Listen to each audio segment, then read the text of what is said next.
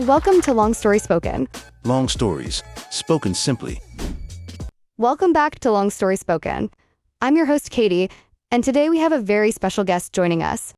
He's practically got a library living in his head, a true connoisseur of compelling narratives. And my go-to guy for anything book-related, please give a huge Long Story Spoken welcome to Luke. Thanks, Katie. It's great to be here. Library in his head. I like that. You know, I spend so much time with books. Sometimes I think I'm starting to collect dust myself. Well, you're looking remarkably dust-free today, Luke. And speaking of books, you've brought a really interesting one to our attention. The Almanack of Naval Ravikant, a guide to wealth and happiness. Now, I have to be completely honest with our listeners, Luke. When you first mentioned this, my mind went blank. Like, zero prior knowledge. So, consider me your eager student, ready to dive into this world with you. That's perfect, Katie, because this book is a goldmine, and I think it's even better when you approach it with fresh eyes. For everyone listening, if you're curious about building wealth and finding genuine happiness, this is a must-read. And hey, before we really dig in, if you're interested in getting your own copy, you can find an affiliate link in the description below. It helps support the show, and we really appreciate it. Absolutely. So, Luke, tell us about Naval Ravikant. What's the big deal with this almanac? Naval Ravikant is quite a figure in the tech and startup world, known for his work with AngelList and his investments in companies like Uber and Twitter. But beyond his business success, he's also gained a lot of recognition for his philosophy on life and happiness. This book, compiled by Eric Jorgensen, is essentially a collection of Naval's wisdom from his tweets, podcasts, and essays over the past decade. It's like a concentrated dose of his best ideas. So, it's not a traditional book written by him, but a compilation of his thoughts. That's a fascinating approach. So, where do we begin with this Almanac of Wisdom? We start with the core. Katie, with Part 1, Wealth. Naval really challenges our traditional ideas about money. He states that making money isn't just a thing you do, but rather a skill you learn. He believes that if he lost all his money and was dropped anywhere in an English-speaking country, he'd be wealthy again in 5 to 10 years, because it's a developed skill set. That's a bold claim. So it's not about just working hard. My parents always told me to work hard, and that's how you get ahead. Exactly, Naval says, that working 80 hours a week in a restaurant won't make you rich. It's about knowing what to do, who to do it with, and when to do it. It's more about understanding than just pure grit. Hard work matters, but it has to be directed properly. The first big chapter is understand how wealth is created. Naval emphasizes seeking wealth, not just money or status. He defines wealth as having assets that earn while you sleep. Money, he says, is just how we transfer time and wealth. Status is your place in the social hierarchy. So, wealth is more about freedom and passive income, not just having a lot of cash in your wallet or being famous. That makes sense? What's an example of this wealth that earns while you sleep? Think of it like this. Wealth is a factory, robots cranking out things, or a computer program running at night, serving customers. Even money in the bank that's reinvested into other assets or businesses is wealth. A house you rent out can be a form of wealth too. So, it's about owning things that generate income for you without your active time. He also talks about how society will pay you for creating things it wants but doesn't yet know how to get, and then you have to figure out how to scale it. Like Steve Jobs and his team figuring out smartphones and then scaling their production. That's a powerful idea. Assets that earn while you sleep. I like that. What's next on the wealth-building journey? The next chapter is find and build specific knowledge. This is a crucial concept. Naval argues that specific knowledge is something that cannot be taught, but it can be learned. It's knowledge that society cannot easily train others for, because if it could, you'd be replaceable. So, it's not something you get a degree in, like a general business degree? Exactly. He even says to avoid business magazines in classes, and instead study microeconomics, game theory, psychology, persuasion, ethics, mathematics, and computers. Specific knowledge is often found by pursuing your genuine curiosity and passion, not just what's popular. It feels like play to you, but looks like work to others. That's intriguing. So, if I was obsessed with, say, analyzing celebrity gossip as a kid, could that be specific knowledge? It absolutely could. Naval gives examples like sales, skills, musical talents, an obsessive personality for diving into things, or even playing a lot of games and understanding game theory. Your gossiping could make you an interesting journalist.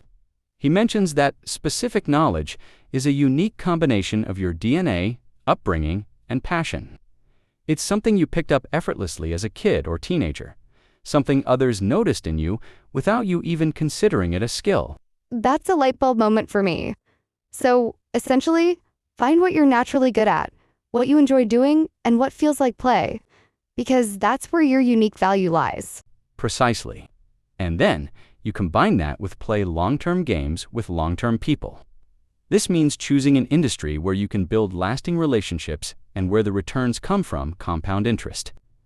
Don't partner with cynics and pessimists, as their beliefs are self-fulfilling. So, it's about building trust and patience, almost like investing in good relationships.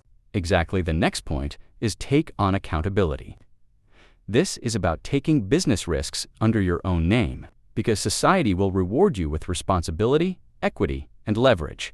So, put your name on it. Own the results, good or bad. That's right. And that leads directly to build or buy equity in a business. You're not going to get rich just by renting out your time. You need to own a piece of a business to gain financial freedom. So, being an employee isn't the path to wealth, but being an owner is. Generally, yes. And then find a position of leverage. Naval quotes Archimedes, "Give me a lever long enough and a place to stand, and I will move the earth." Leverage comes from capital money, people labor, and products with no marginal cost of replication, like code and media. Okay, so capital, people, code, or media. Can you explain that a bit more? Capital means money, which you raise by applying your specific knowledge and showing good judgment. Labor is people working for you, which is the oldest form of leverage, but he warns against chasing it excessively. The most exciting forms of leverage today are permissionless leverage, code and media. You can create software, books, blogs, videos, and podcasts that work for you while you sleep. Okay, like this podcast, we're using media as leverage. That's brilliant. Exactly. And leverage is a force multiplier for your judgment. Judgment requires experience, but you can build it faster by learning foundational skills. He emphasizes studying microeconomics, game theory, psychology, and ethics. He also has a great line about how reading is faster than listening and doing is faster than watching. So, it's about making smart decisions that have a big impact and constantly learning. Precisely. Next, prioritize and focus. He talks about setting and enforcing an aspirational personal hourly rate. If fixing a problem or doing a task costs less than your hourly rate, ignore it or outsource it. That's a great way to think about your time. It puts a value on your effort. It really does. And then, find work that feels like play. This ties back to specific knowledge. When you're working on something that leverages your genuine curiosity and passion, it won't feel like work, even if it looks like it to others. That's the dream, isn't it? To love what you do so much, it feels like play. Absolutely. And finally, for building wealth, he touches on how to get lucky and be patient. He highlights that there are no get-rich-quick schemes. You apply specific knowledge with leverage, and eventually, you'll get what you deserve. He summarizes the entire wealth-building philosophy with 2 words. Productize yourself. Productize yourself. What does that mean? It means combining yourself, your uniqueness, accountability, and specific knowledge with productized leveraging and scaling it with capital, labor, code, or media. It's about building something authentic to you and then scaling it. It takes time, maybe decades, to figure out what you can uniquely provide. Wow, that's a lot to unpack in just part 1. It really redefines what wealth means and how to acquire it. But the book isn't just about wealth, is it? It's also about happiness. That's right, Katie. And for many, this is the even more impactful part. Part 2, happiness. Naval believes that happiness, much like wealth, is something that can be learned. The first chapter in part 2 is Happiness is Learned. Naval asserts that happiness is not something you get, but rather something you cultivate. It's a choice. He even says, every desire is a chosen unhappiness. Every desire is a chosen unhappiness. That's a profound statement, Luke. It sounds almost Zen-like. Can you elaborate? It implies that when you desire something, you create a gap between your current state and what you want, which can lead to dissatisfaction. He suggests that happiness requires presence and peace. It's about being content with what you have and where you are, rather than constantly chasing external things. He also points out that success doesn't earn happiness. You can be incredibly successful and still be miserable. So, it's not about achieving external goals, but about an internal state. Exactly. And he also says that envy is the enemy of happiness. When you're constantly comparing yourself to others, you'll always find someone who has more, which leads to unhappiness. Yes, that's so true. Social media is a huge culprit for that. You scroll through and suddenly everyone else's life looks perfect. Absolutely. He also discusses that happiness is built by habits. It's about developing daily practices that foster a happy state rather than waiting for happiness to strike. And ultimately, it's about finding happiness in acceptance. Accepting reality as it is rather than fighting against it. So, building routines that support your well-being and letting go of resistance to what is. What about personal growth? That brings us to Saving Yourself, which is a section about self-care and self-improvement. It covers, first, choosing to be yourself. Naval encourages authenticity. He says, escape competition through authenticity. When you're trying to copy others, you're always competing. But if you're truly yourself, nobody can compete with you because you're unique. Second, choosing to care for yourself. This involves prioritizing your physical and mental well-being. Third, meditation plus mental strength. He talks about methods like meditating when in bed. Either you'll have a deep meditation or fall asleep, which is a win-win. He also suggests sitting with your eyes closed for at least an hour a day, surrendering to whatever happens without effort. Fourth, choosing to build yourself. This is about continuous self-improvement. Fifth, choosing to grow yourself. He talks about setting up systems, not goals. Instead of focusing on specific outcomes, create an environment around you where you're statistically likely to succeed. He wants to be the most successful version of myself while working the least hard possible by setting up systems to succeed. Sixth, choosing to free yourself. This can be about shedding your identity to see reality more clearly as our egos are constructed in our formative years. Tension is who you think you should be. Relaxation is who you are, which is a Buddhist saying, he quotes. I love that idea of systems, not goals. It feels less daunting, more like a continuous journey. And shedding your identity to see reality, that's profound. So, what's the final part of the happiness journey? The last main section for happiness is philosophy. Here, Naval delves into deeper concepts. First, the meanings of life. He explores the deeper purpose and understanding of existence. Second, live by your values. This is about aligning your actions with your core beliefs. Third, rational Buddhism. He sees common ground between rational thought and the principles of Buddhism, suggesting that many tenets of Buddhism can be mapped into a virtual reality simulation.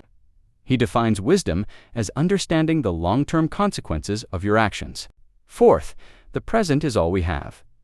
This is a powerful reminder that, literally, the only thing that exists is this exact point where you are in space at the exact time you happen to be here. He even says, you're dying and being reborn at every moment. Wow. From building wealth to finding happiness, Naval Ravikant really gives us a lot to chew on.